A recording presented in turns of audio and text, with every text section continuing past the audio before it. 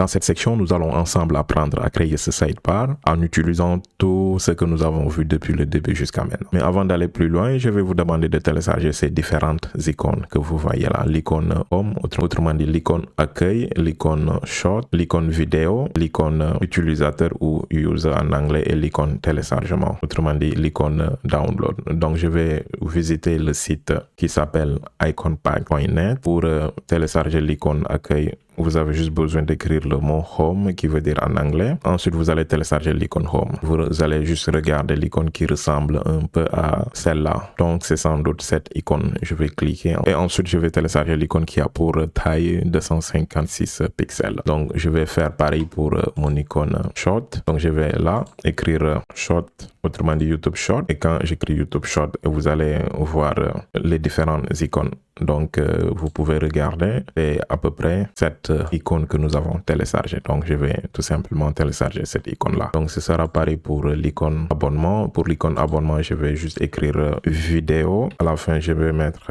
S là-bas. Ensuite, quand j'écris vidéo et je mets à la fin S, comme vous pouvez le voir, nous avons différentes icônes. Et ensuite, je vais télécharger l'icône User. Je vais juste taper User en anglais ici. Et je vais taper sur Entrée. Donc, je fais pareil pour mon icône téléchargement. Pour l'icône téléchargement, ça, je vais taper sur Entrée. Nous avons différentes icônes. Et là, moi, je vais juste vous dire quelle icône j'ai téléchargée. C'était cette icône que j'ai téléchargée. Nous allons maintenant retourner dans notre Visual Studio. Ensuite, fermer ces pages-là. Ensuite, je vais fermer cette page également. Je vais ouvrir cette fenêtre-là. Et là, nous allons dans notre dossier image. Quand je vais dans notre dossier image, vous regardez, nous avons déjà téléchargé nos différentes icônes. Donc, je les ai renommées. J'ai l'icône télécharger. J'ai l'icône qui s'appelle Short Logo. J'ai l'icône qui s'appelle User, j'ai l'icône qui s'appelle Home, ainsi de suite, ainsi de suite. Donc, nous avons toutes nos icônes. Je vais fermer ce dossier. Ensuite, je vais créer un nouveau fichier que je vais tout simplement nommer sidebar.html.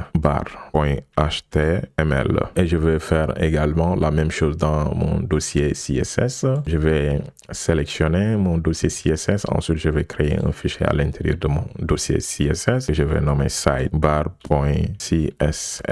Je tape sur Entrée et là, nous allons fermer cette page-là. Ensuite, je vais aller dans ma page, par exemple, dans ma page navbar. Je vais aller tout à fait en haut. Nous allons poser de notre font family. Donc, je vais juste faire un CTRL-C pour copier. Et dans ma page sidebar, je vais générer la structure de base de mon HTML avec le point d'exclamation. Je tape sur Entrée. Et là, au lieu de mettre le title document, je mettrai le title sidebar. Et ensuite, je vais juste coller mon lien ici. Et la deuxième chose que nous allons faire dans la section head, c'est de lier notre fichier HTML à notre fichier CSS quand nous allons commencer à taper du code CSS. C'est très simple, je vais aller avec mon link. Ensuite, je vais juste donner le chemin où se trouve mon fichier CSS, se trouve dans le dossier CSS qui s'appelle sidebar.css.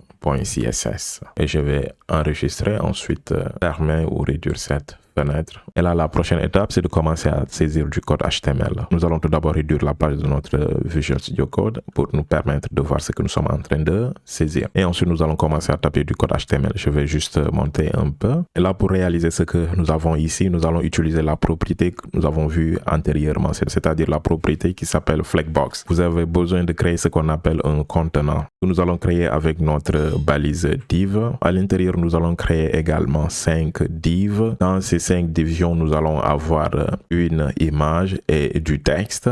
Donc, nous allons le faire tout de suite en une seule ligne. J'ai tout d'abord besoin d'écrire l'élément. Maintenant, à l'intérieur de ma div, je dois avoir ce qu'on appelle une image plus paragraphe. Donc, je vais juste multiplier par 5. Ensuite, je vais taper sur Entrée. Comme vous pouvez le voir, nous avons 5 divisions. Et à l'intérieur de chaque division, nous avons ce qu'on appelle notre balise image et notre balise paragraphe. Donc nous allons remplir pas à pas. Donc la première image correspond à l'image qui s'appelle Home, autrement dit l'image de notre accueil, qui se trouve dans le dossier image que j'ai nommé Home. Ensuite, je vais aller avec l'alternative Home Icon. Ensuite, le texte que je mettrai ici, ce sera le texte qui s'appelle Accueil. Ensuite, dans ma deuxième division, je vais aller avec l'image qui s'appelle Short Logo. Ensuite, je mettrai du texte Short Logo Icon. Et dans mon paragraphe, je mettrai là-bas Short tout court. Ensuite, la troisième image, ce sera l'image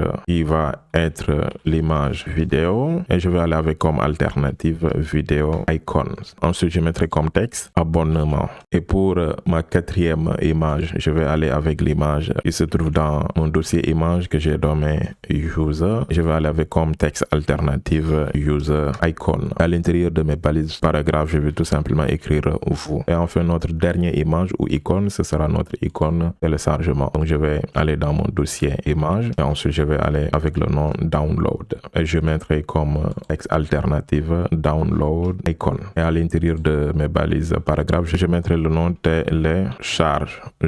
Ensuite, je mettrai 3 points de suspension. Et là, nous allons juste copier et je vais le coller ici. C'est juste pour tout simplement avoir nos accents aigus. Nous allons enregistrer. Ensuite, nous allons ouvrir notre fichier avec Fiveserve. Et dans notre prochaine section, nous allons tout simplement utiliser du CSS pour construire notre sidebar proprement dit.